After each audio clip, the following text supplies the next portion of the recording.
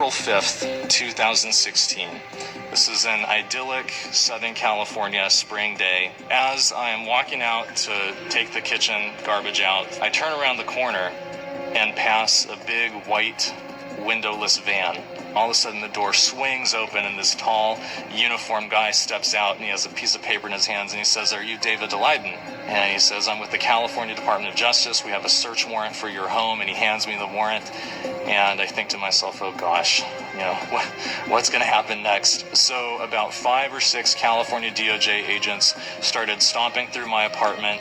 The other 5 of them standing on the lawn outside. Some of them were armed with AR-15s. Some of them had canine dogs with them. They had come for me. In 2013, I began and orchestrated an almost 3-year-long, very in-depth, comprehensive investigative journalism study about the harvesting and trafficking of body parts from late-term abortions.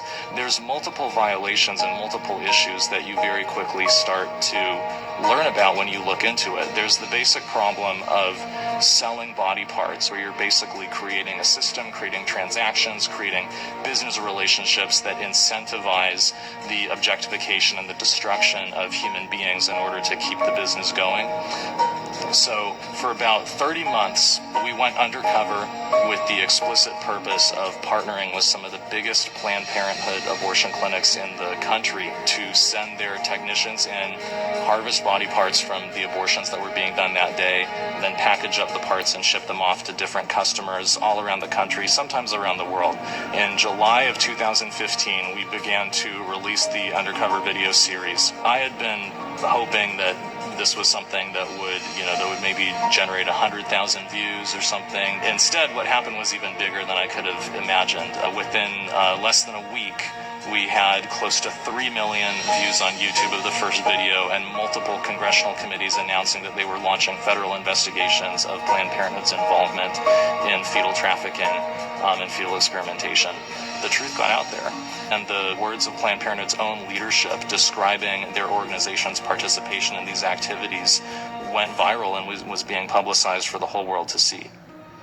Looking back on it from the information that we know now, I now know what was going on was that Kamala Harris, at the explicit instruction of Planned Parenthood, had targeted me, and me alone, among all undercover video news gatherers in the state of California, to enforce the California video recording law against me and to punish me for speaking the truth about her powerful campaign donors at Planned Parenthood. What we've come to learn in the years since, just 2 weeks before serving the search warrant on my home, Kamala Harris had a secret meeting in Los Angeles with several top-level executives of Planned Parenthood in California. We then found out from the California DOJ investigator reports that Planned Parenthood's top lawyer in California had specifically instructed the California DOJ agents that Planned Parenthood wanted the video equipment and the computers that I was using to publish the videos to be seized, in order to shut me up, in order to prevent me from continuing to publish the truth about Planned Parenthood's involvement in fetal trafficking, and in order to punish me for speaking out with a message that was disfavored by Planned Parenthood and by Kamala Harris in the state of California. I think what people have to understand about organizations like Planned Parenthood and about their political backers like Kamala Harris is that they're shameless, and they will do whatever they have to do in order to promote their agenda. They'll say whatever they have to say, and they are not afraid to use every bit of power at their disposal to force their agenda through.